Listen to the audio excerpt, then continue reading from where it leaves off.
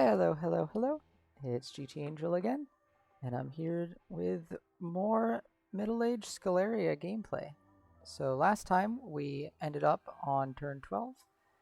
I believe it then we were at peace with all our neighbors, and I was just going to be in build-up phase. So taking a look at turn 13, so I did get a message from Yis confirming there's no issues with any borders.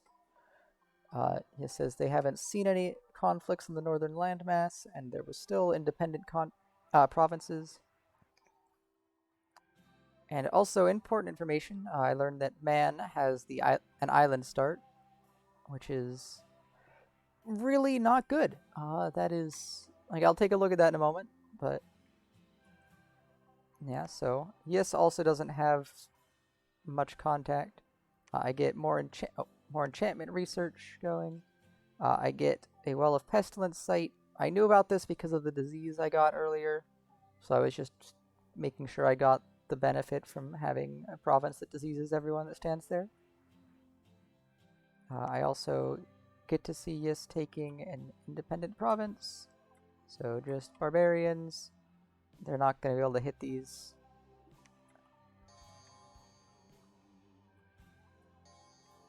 So just blessing and go. 2 squads, which is kind of interesting. Maybe to make sure that you both get blessed.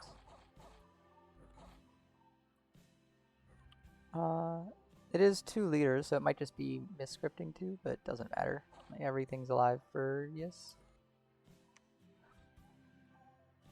I got some gold, and I got a fortress done, some patrolling, and I lose my mercenaries, which is not much of an issue. I had them in case Yes or Ashdod attacked, but we're now at peace. So I can see there's some pale ones here. I figure they're probably... I think the pale ones are... I think they're amphibious. Yeah, so they're probably going to take this water province right here. Yeah, I've got my Rotarius squad that was my please don't attack me. My main squad here. So I do have some of my orders here. So I should be putting this person on Preach just to get Dominion out. But I do have Dominion in most of my provinces. These two, not here. Everywhere else, I have Dominion. Building a palisade right here. You can see the Well of Pestilence. So it spreads disease, but you get a death gem, but it also increases death in the spot, but it boosts death ritual range. Overall, I'm not very happy about this, but, you know, death gem. I'm very happy about the death gem, at least. This horse tribe chief is going to die.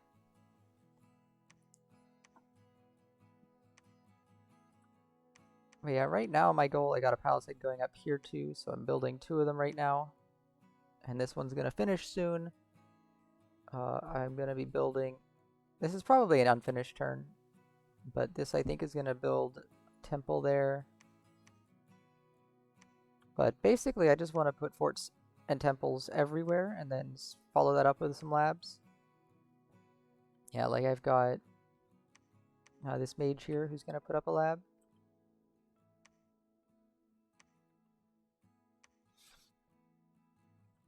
But yeah, so the island start. So I actually can see that it's called that there's start there because of the province name. I think I can see over the ocean, but I can't see what's in there. I think that's how it works. But so this is where Man starts. So their capital has 3 land connections. So that's pretty low in terms of resource count, which is going to hurt. Like Man does have these that are reasonably high resource sacreds, and they have the Knights of Avalon as well that are pretty high resource. Like, you're going to be really limited in how many of these you can pump out because of that. And it's also just a pretty rough location. You've got, like, over here you can do a little bit This throne is a little awkward, but you can hopefully grab some of this and maybe even down here, maybe even up here. And it does give you easy access to a throne. Like, it stops you early, but once the expansion phase is over, you can pretty easily take that throne and hold it. And then up here, you've got... So the rivers do help you a little bit here, kind of. They make it defensible, so if you can get this province, then no one can assault you from the right if it's not cold. And then if you get this province, it protects you as well. It's like, it's not... It probably wouldn't be an awful start, except for the fact that Yis is right here. Which means Yis is almost next to your capital. Like, you share a cap circle province with Yis, except it's water province. You share two of them, in fact. So Yis can jump your capital almost instantly. And, like, this province can hit, all right, 3 of yours. This one can hit one of yours. Like, you're just gonna get bullied by Yis pretty hard. And the bad starting for your capital is pretty rough because you just don't have resources. And hopefully you get the mountain before it's too late, because you do need it to be warm to get up there. Like, I've got my mountain as well. So my capital's a little better, but I also don't need resources in my capital, so it's like this is pretty rough. But yeah, right now my plan in the game is absolutely to just build up. I want all the forts I can get because I want to start getting lots of cultists and some mages. Start getting that skeleton spam out. And then once I've got that, I want to look for a fight. But that'll be a little bit. One thing I do want to talk about that I haven't really done yet in this series is look at the other nations in the game. So we've obviously got me as Sceleria. Then we have Man. So Man is like nature air. Their big thing, at least that I know of, is they have a lot of spell singers. So longer cast times, less fatigue, and they also have a nature communion spell. So they can get all of their nature mages into communions. And you can do some interesting things with that because they're going to last a lot longer and because they don't burn out. Spell singers, when they're in a communion, when they hit 100 fatigue, instead of starting to get more fatigue and take damage, they just leave the communion. So they like long fights and they like communioning up. You got monks for good research, I believe, and they can stealth around. Like, you do need labs for these, but you can get them super cheap.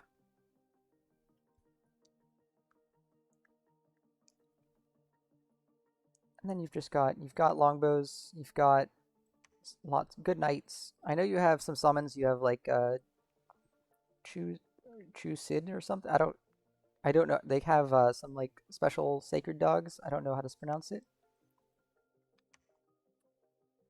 So they're kind of neat. I think they're just kind of a all-around mid-rangey, like mid-gamey nation, but I haven't played them. Then we've got Marignon. So Marignon is human nation. They have a lot of fire and astral mage magic. Fire bless, astral bless, and importantly, they have these sacreds that you can recruit anywhere. So if you can get a lot of these, it's really powerful. You can get a strong bless and do that. And they can communion up super easily because they've got lots and lots of astral magic somewhere in here. I know they have astral magic all over the place. They've also got troubadours, which can seduce. So yeah, like witch hunters. So they are reasonably expensive. So your basic mages aren't going to communion, but you have communion stuff. You have assassins like Sceleria does. And lots of fire magic. And the bonus to your bless is also pretty good. You also have crossbows, which are pretty good. Armor piercing means that they're good against a lot of things that like archers aren't as good against. Then you have Agartha. So Agartha has a lot of powerful but slow-moving units. Like Ancient ones are pretty slow. Shardguard, your Sacreds are 6 map moves, so they can only ever move one spot. They have a lot of amphibious units. I think they have a few cold-blooded units, and they don't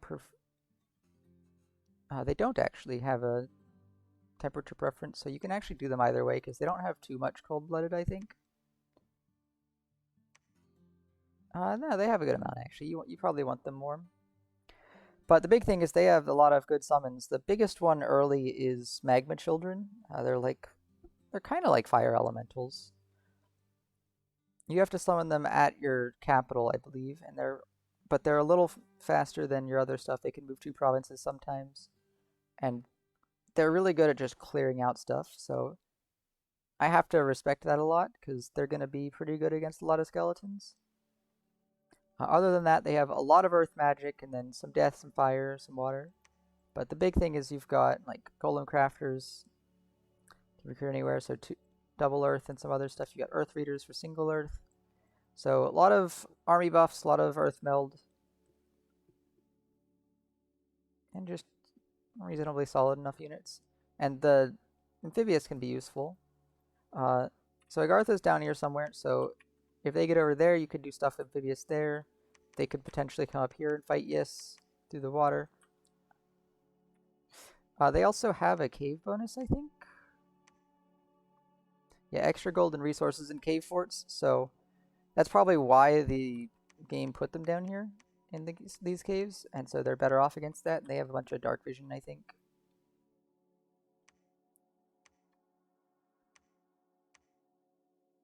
Yeah, dark vision, so all their stuff can see in the dark, so they're good in caves. And they have some other summons, a bunch of statues and stuff. Then we've got Jotunheim, so they are the cold giants. They have a lot of cold power, I believe, or ice protection, cold resistance, shock weakness, a lot of snow move. We've got water, blood, death, nature, astral. So they are a blood faction in Middle Age, which is pretty rare. You've got the Scrati, I know, are pretty important because they can turn into werewolves with regeneration.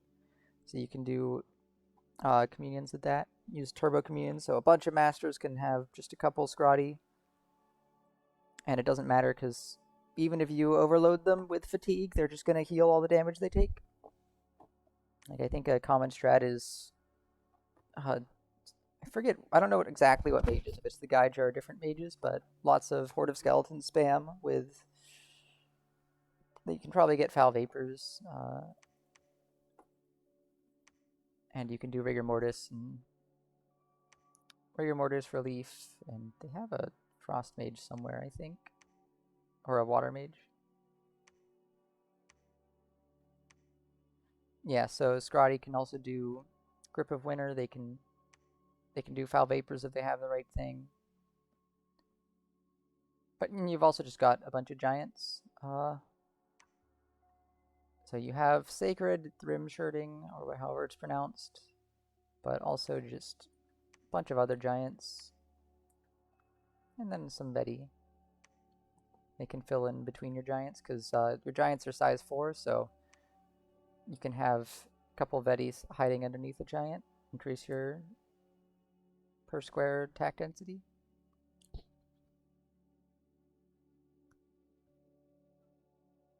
You've got Shiniyama. So you have a lot of. I know you've got like the Bakemono you can get in mountains, highlands, and stuff pretty cheap, and they're super attack dense because they're size 1. You've got big damage Dai Bakemono, so those are probably. I think those are hard to thug into and stuff. And you've got a lot of different magic.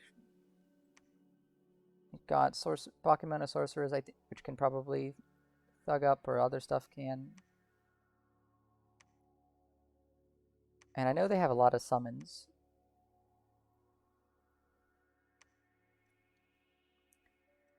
So water, death, nature, fire, earth. Like you've got a lot of magic. Not super deep in any of them, and you don't have communions or blood, but I know they have a lot of summons, and you can do some things. They've got assassins with Spirit Sight. And they do have some ways of going underwater. They've got the Kappa Chief.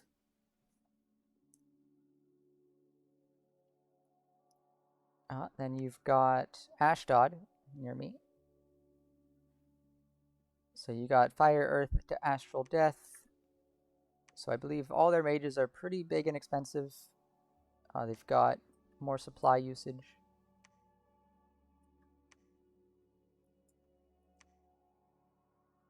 Yeah, but you've got Adept Researcher on the Rephi Sage. And a single path. So you can probably go Drain. And I know these are supposed to be really strong as like an early rush Civ. You can grab your Seshai Anakites, the size 5 Sacred Giants, and give them a bless. Like, I think Blood Bond and Regeneration is what's common, something like that. And just roll over people. They've got a Forge bonus. So it looks like their mages tend to get high single paths, but they probably struggle with cross paths a little bit. Yeah, like you can get Fire, Earth, and Astral. Fire, Earth, Astral, but you can get Earth Death, but otherwise your cross paths are pretty rare. I don't know, you can get Death in something.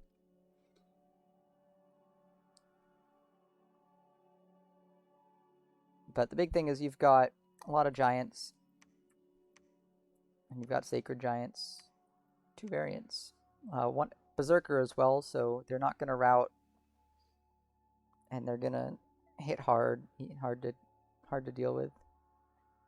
They are this nation is probably going to need a lot of help with just supply, though. You've got a lot of gluttony. But my understanding is that their biggest benefit is that they can be really aggressive early. So I'm really glad that I have a non-aggression pact with them. Then you've got Uruk. So I know Uruk can get their god back pretty easily, so you can easily go like a Titan or something and just use it. Because your god doesn't lose magic skill, you're strong at it. They've got a bunch of smaller giants. Size 3 is actually kind of nice because you can fit 2 in the same square. They have some water access with Kalulus. I don't know these ones as much. Astral, Nature, Earth, Water, some Air. So a lot of different magic options. Astral lets you do communions. That's really powerful.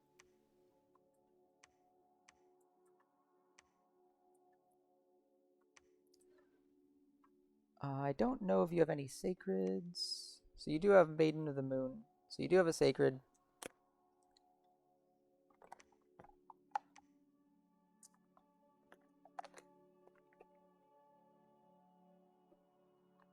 Formation Fighter, so you can fit 3 into a square, actually. That's pretty cool.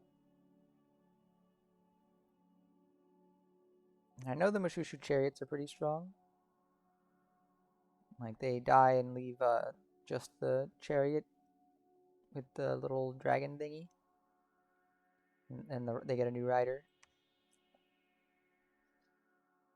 But yeah, I don't know Uruk that much, but they're giants. Then you've got Phaeacia, or Phaeacia, I don't know how to pronounce it. Got air, water, astral, some fire, some earth. I know they have a few special crafting things they can make, especially for sailing, I think. And they can sail in their dominion across the ocean. So that would let them pretty easily deal with this big river in the middle of the map, like no matter where they are, as long as they're not like in the back. I'm surprised they didn't get the island start actually, because I think they get, like starts on an extra rich island if possible, and bonus income in coastal cities. They've got, I think, Mediterranean style infantry. They have a bodyguard magic weapon, sacred. They have some other smaller giants, size 3. And then, like I said, they've got the sailing in their dominion, and then some of their units have sailing. And lots of air and water magic. Some air astral, so you can do communions with these if you want. They have forge bonus, so you can make a lot of items. Can probably make a lot of quills pretty easily to jumpstart your research. So mostly air water with some astral, and then this one can get a little bit of fire.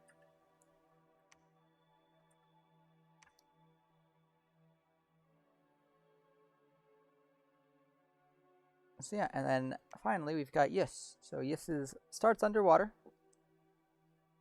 and they have a bunch of amphibious units and then some land units.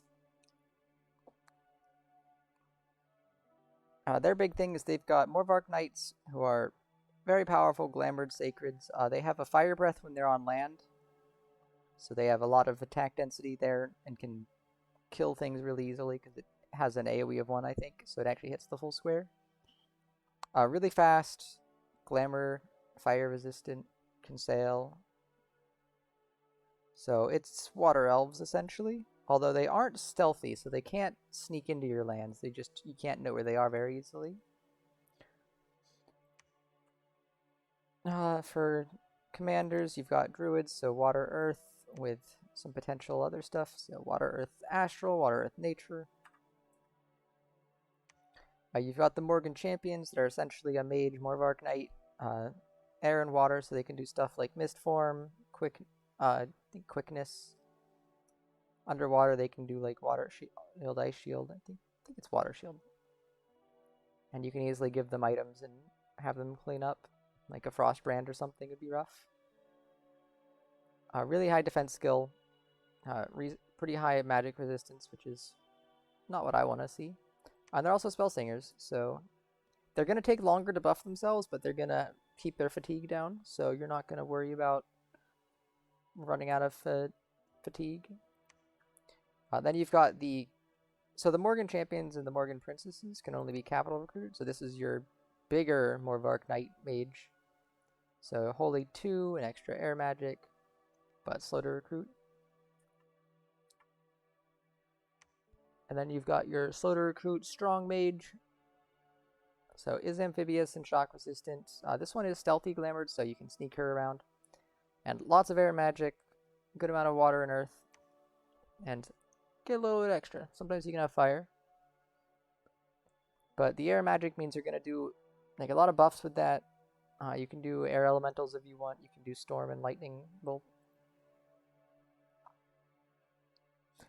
You've got swan herds for coastal forts, so they are sacred and they can summon swans. So this can give you siege chaff.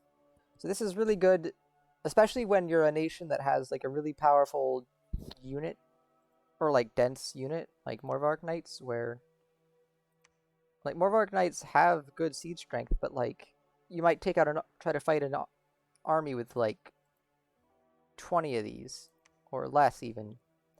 So being able to just ferry on like 50 swans or something to deal with a fort is strong.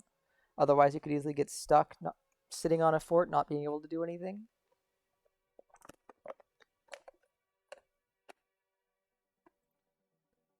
And you've got just a basic commander.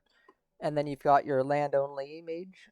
So this is your coastal fort mage. You got astral earth. So this gives you communion matrices as a crafting option. And you can communion these up. You can also use them for buffing, like marble warriors and stuff. Strength of giants, legions of steel.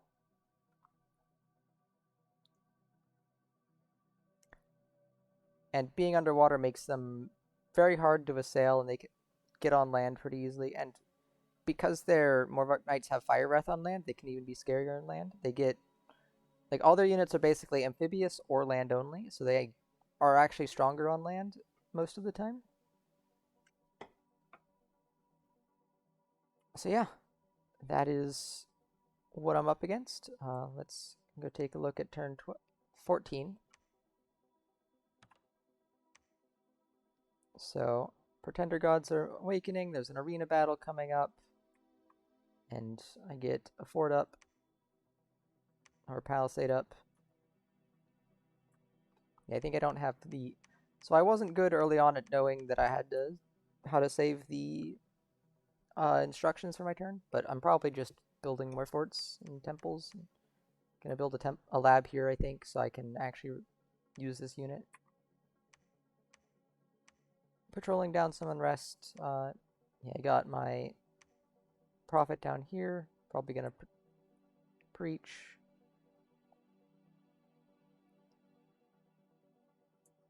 But yeah, so that was 14, I believe. So 15. So there was an arena fight. So it was Agartha and Marignon. So Agartha brought an Ancient Lord. So I can see they have Enlarged as one of their bless options. But otherwise it's just a strong unit. And Marignon has a Paladin. They're just going to go smack each other.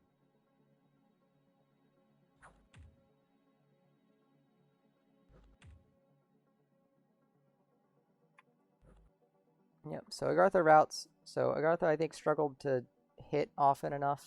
Or no, just to hit well enough. Let me see exactly what happened. So, yeah, the Ancient Lord missed. The Ancient Lord hit.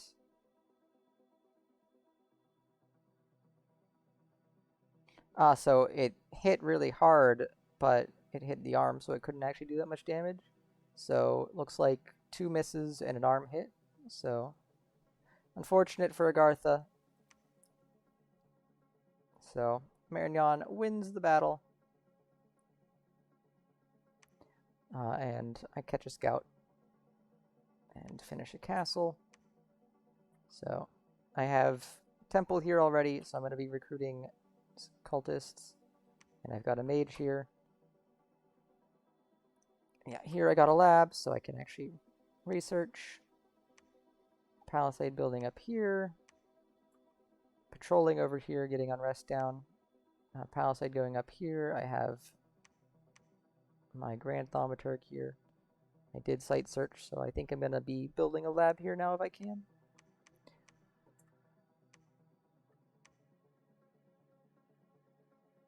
I forget what turn that was. Okay, yeah, it was this turn. So 15, so going on to 16.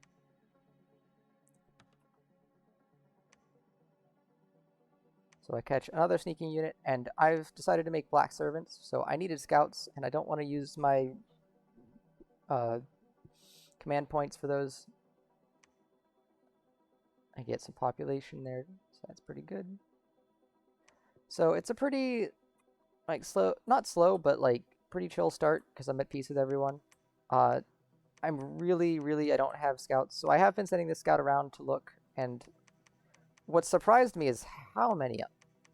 Oh, but, like, the fact that there's still independent provinces, like, it's turn 16, people should be done with this. Like, I understand the throne, but why does Ashdod keep expanding over here?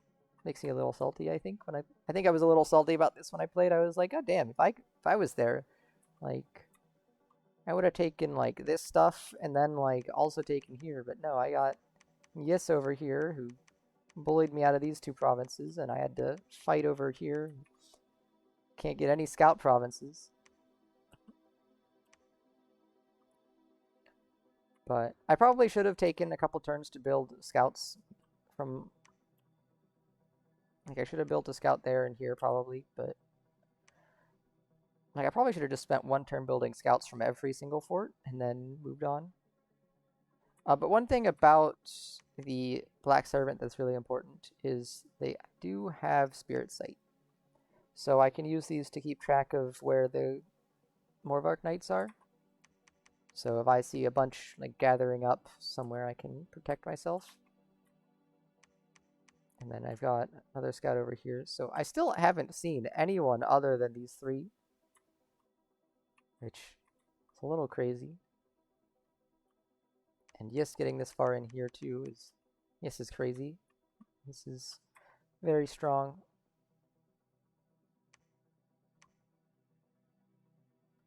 But yeah, just continuing to build up. So, oh, I moved my mage out of here, looks like. So, I didn't think I was going to build a lab this turn or next turn, probably. So, figure I'll just site search. Move someone else in when I need them. Yeah, I'm preaching here. So my Dominion is pushed back a little bit, but makes sense. But my Dominion should be strong enough later. Got it over here. But I do have one more scout down here, so scouting out Agartha.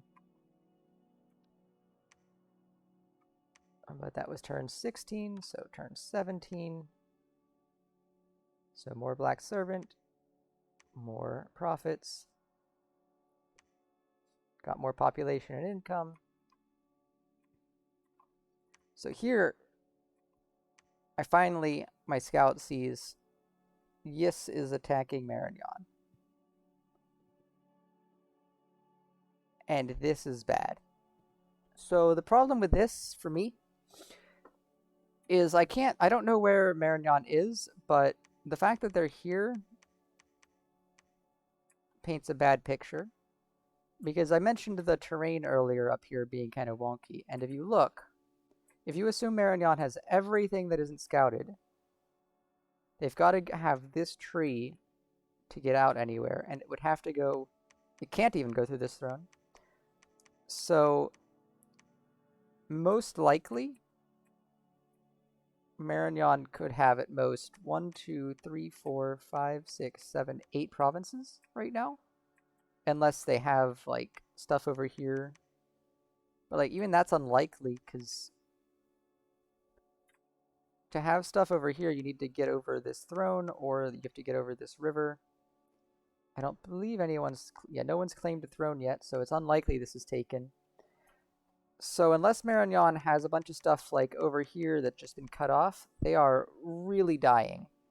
And Yis is already, I feel, the #1 threat because of how many free water provinces they get on this map.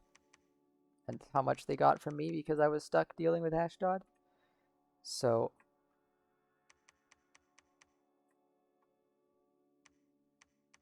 it's rough. And it's hard for anyone else to help because if you look at the terrain, anyone who wants to help deal with Marignon has to either cross a river, or you need to go through this throne, because river blocks every connection other than that, or you have to go through this province here, which means Yis has essentially 2 places to protect their conquest.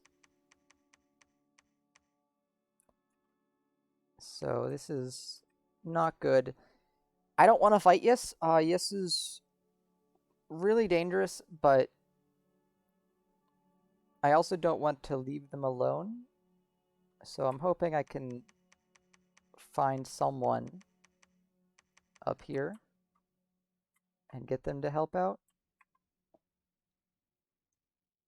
The problem is it's too early to really go after them underwater for most people. Like, I've just started getting my Grand Thaumaturgs, so I don't even have any water magic yet.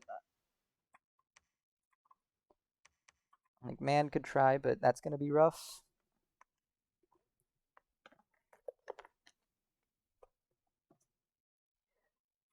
Like, ideally, someone else would take care of this, or Marignon would fight back, and I could, like, fight off Ashdod working with Agartha, or vice versa, or something, but that's a bad sign.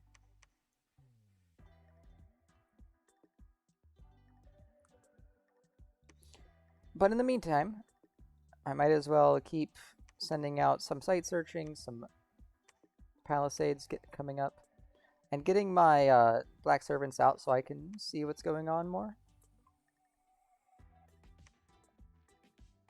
Over here, I do see that there is Shinayama over here in Man. So I have made contact. And Shinayama attacking this is a big deal, or owning this is important, because Ashdod owned this last turn. So it means there is some conflict over here. But Shinayama must have snuck stuff through, because they don't own either of these. So I'm not really sure what to make of this. Man only has this province, so I think I talked to them because they probably have the stuff up here. At least I would hope so, for their sake. Down here, I know Agartha is in these caves. That's where they started. I know that from... I think they mentioned it on the Discord channel.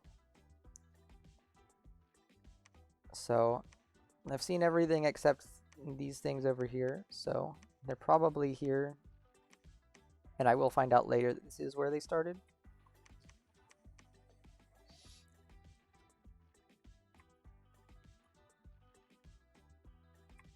But yeah, right now I really would prefer to fight Agartha or Ashdod because like once I'm set up with my stuff, I hope I can get like a two-pronged attack. Like Ashdod attacks into the caves from the right, I go from the left, or Agartha attacks Ashdod from the right, maybe get Man or Shinu on it. Cuz attacking Yis, I get some land, which is good. Like, this is good land, but Yis owns this, so I'd have to kill them, or I'd have to fight over Cap Circle provinces, or let them have it. And fighting Yis, I'm worried about raiding from all the coastal provinces. Like, I think it'd be hard to hold stuff. And just, Morvark Knights are scary. Like, I feel like Morvark Knights are scarier than the Anakites, because the Anakites, I feel like I can damage with enough skeletons, but the Morvark Knights... Like, they're going to dodge every hit. But it's possible Blood Bond regen is too rough, but I can also take advantage of that and maybe slip in the back with skeletons or something. Research-wise, so I have Construction, or Conjuration 1, Thumb 1, and Enchantment. Is all I'm going up for right now. My research isn't that great yet because I'm spending a lot of time building just cultists. And I've been spending a lot of my money also on forts rather than labs, but that will change pretty soon. So let's look at one more turn. So turn 18. So here I get to see Marignon, I think, sallied out. So let's look at the army, or the leaders at least. So we've got a lot of Morgan champions. So this is probably most of the capital production for these. And then we've got some Grandmasters, some Inquisitors, Prophet. So this shows me this Prophet belongs to Marignon, so I can see they're blessed now. So attack +2, magic weapons, shock resist 10, poison resist 15, fire resist 5, defense 2, magic resist 1, undying 4, strength 2, blood surge 3.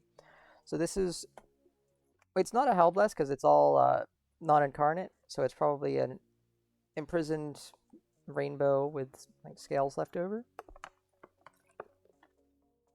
But it's reasonably strong. I mean, attack, defense, strength, blood surge, and then a lot of resist just to keep them tankier. So, like, looking at the knights, like this one's not blessed, but gonna go up to 16 attack, 18 defense, strength's gonna go up, and then blood surge is gonna make that even stronger when they get a kill. So these are gonna be really dangerous sacreds. Oh, and they also got Spirit Sight. I think that's part of the bless too. Yeah, and you've also got a bunch of crossbows, and some swordsmen. And then over here you've got, so you got a mercenary squad, I believe. The swordsmen, yeah. Yeah, these are the ones I had earlier, actually, Arnaud and Fernando. And then they've got a lot of Morvark Knights in the back. I think I mentioned they're blessed before, but it's a heavier offense version. So no magic weapons, no magic resist, but attack 4, defense 2, strength 6. No blood surge though. And then some arrow.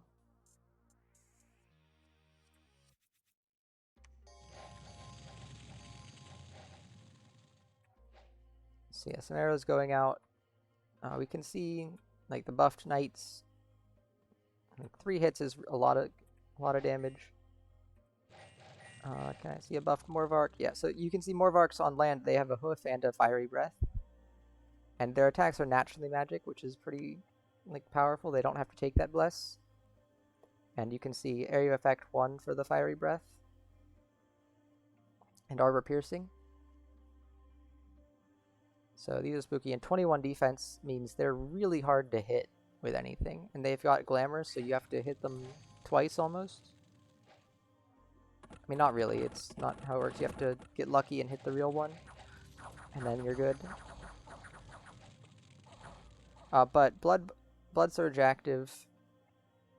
These units get even stronger, so attack, defense, and strength.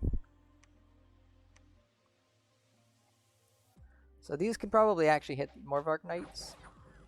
Then there's some fire elementals that came out, some small ones. So, real quick, it looks like the Morgan champions are just, yeah, Blessing, Air Shield. Blessing, Air Shield, go. So, they're not doing much yet.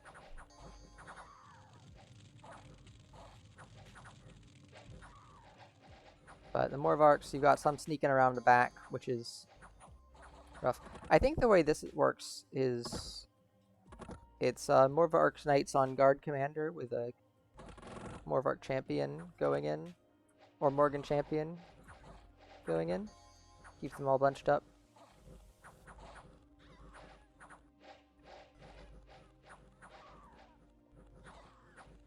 But that's bringing a bunch of swordsmen back.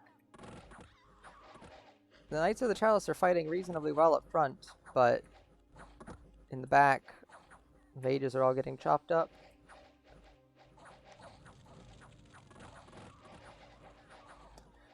So it's still it's a pretty costly fight for both nations, but Marignan gets routed. So looking at the actual results, so Marignan uses 80 units, Yes loses 70, but Yes brought more. Yeah, you can see the Knights and the Chalice and the Morvark Knights did similar amounts of killing, but the less Morvark Knights. Morvark Knights are twice as expensive though, so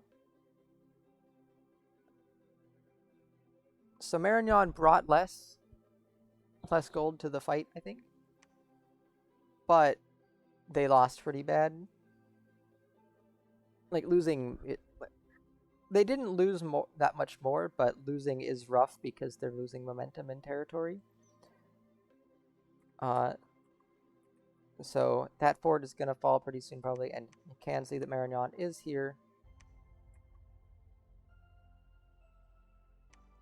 So this is one area where having not many scouts is rough. I really wish I could have, and I maybe should have sent my scout over to here specifically, to try to find someone to talk to and be like, look, Yes needs to get dealt with. But I also really wanted to see the Bless for Marignan. I wanted to see exactly how the war is going. And I only have one scout. Over here I can see Ashdod has reconquered their territory. What happened to my scout over here? Did it die?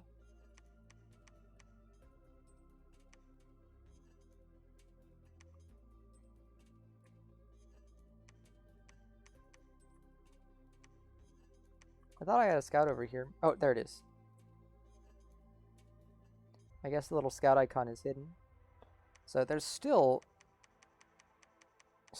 an independent place here. So Shinu must be somewhere over here. They had this territory recently.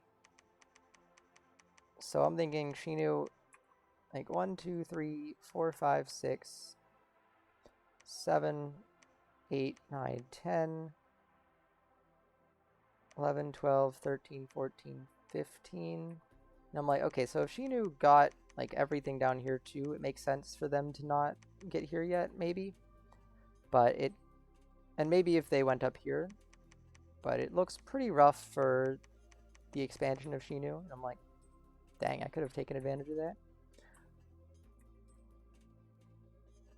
As for Ashdod, 1, 2, 3, 4, 5, 6, 7, 8, 9, 10, 11, 12, 13, 14, 15. And I don't know how much of this they have. You can see Ashdod's here, though. I moved around. You can see, or Agartha, not Ashdod. I can see Agartha, their capital is right here. So I don't know how much Agartha has over here. Ashdod is doing pretty well. Depends on how much they have of this. If they have most of this area, then they're doing really well. Otherwise, they're just doing okay.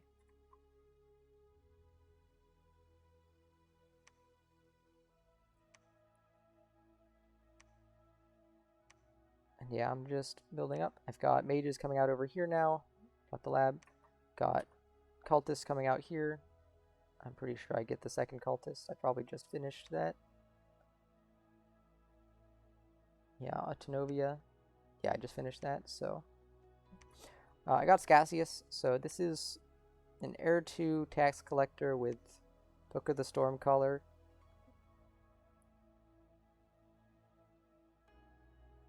So this is a Worthy Heroes hero. Oh, he starts with a bunch of units. I didn't realize that, actually. I probably could have used this guy more often. So I didn't actually end up using this guy too much, but I probably should have, now that I look at him. He starts with a bunch of units, so he's kind of an army in a can. And if I can get this on one of my other units, that could be good. But it is cursed, so it's hard to move this item around.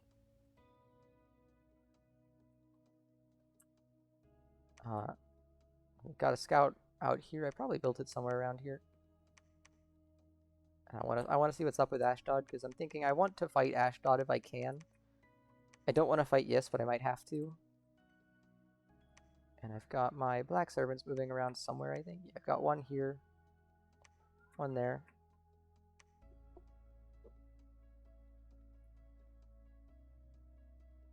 So yeah, I mean, these turns have just been a lot of build-up, essentially. I'm just building forts, building cult temples. I probably didn't need to build this into a castle. I probably could have just left it at a fortress. That's something you can generally do until you need to defend, I think, is leave stuff at fortresses, because that's when you get the command point, and a castle isn't going to do much.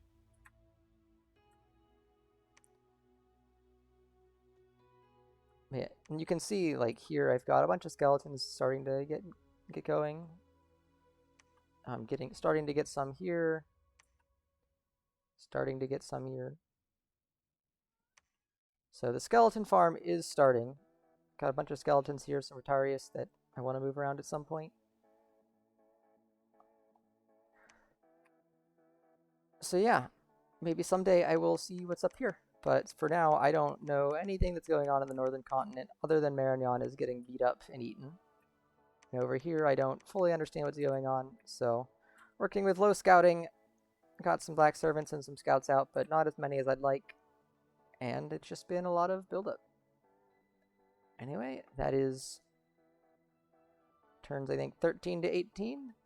And next time we'll see how this goes. Thanks for watching. See you later.